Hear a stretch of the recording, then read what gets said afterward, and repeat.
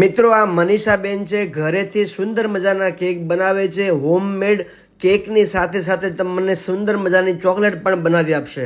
અત્યારે Rakshabandhan special hamper પણ બનાવે છે. કેટલું કલેક્શન હું તમને બતાવું. અને આ જે જોરદાર કેક બની છે, જુઓ તમે કેટલી સુંદર મજાની છે.